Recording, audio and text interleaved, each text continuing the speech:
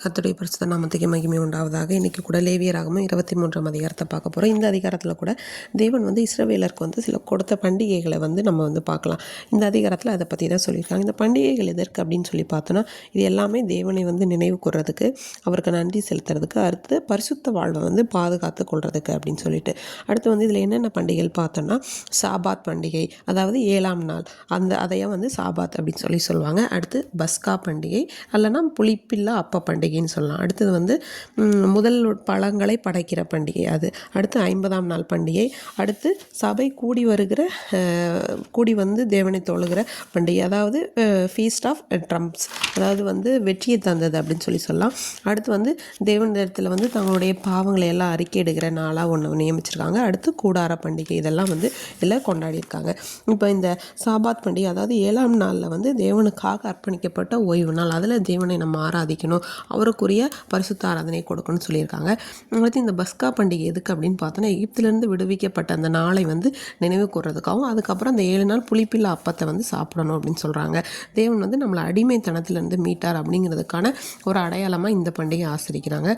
அடுத்து முதல் பழங்கள் பண்டிகை, அறுவடையோட துவக்கத்தில் இந்த முதல் பலனை எல்லாம் என்ன பண்ணுவாங்க, தேவனுக்கு கொடுப்பாங்க. அது அடுத்து 50ஆம் நாள் பண்டிகைனா, பஸ்கா பண்டிகையிலேருந்து 50 நாள் கழிச்சதுக்கப்புறம் இந்த பண்டிகையை என்ன பண்ணுறாங்கன்னா கொண்டாடுறாங்க. இது அறுவடை நிறைவு பண்டிகை அப்படின்னு சொல்லுவாங்க. இதில் தேவனுக்கு நன்றி பலிகளை ஏறெடுக்கக்கூடிய விதமாக அதை கொண்டாடியிருக்காங்க. அடுத்து சபையாக தேவனை கூடி ஆராதித்து அவரை நினைவு கூறுகிறதை ஒரு பண்டிகை கொண்டாடியிருக்காங்க.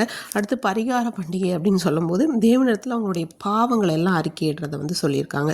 அடுத்து கூடார பண்டிகை, மக்கள் என்ன பண்ணுறாங்கன்னா 7 நாளில் அந்த கூடாரங்கள் வாழ்ந்து தேவன் தங்களை அந்த வனாந்திரங்களின் பாதையில் நடத்தி வந்ததை நினைவுக்கு அவருக்கு நன்றி செலுத்தணும் அப்படிங்கிற விதமாக இதை சொல்லியிருக்காங்க. இப்போ இந்த பண்டிகையில் உள்ள ஒவ்வொரு முக்கியமான கருத்துக்கள் பார்த்தோன்னா, தேவனுக்குரிய ஓய்வுனால நம்ம பரிசுத்தமாக ஆசரிக்க கண்டிப்பாக நம்ம அதற்கு முயற்சி செய்யணும்.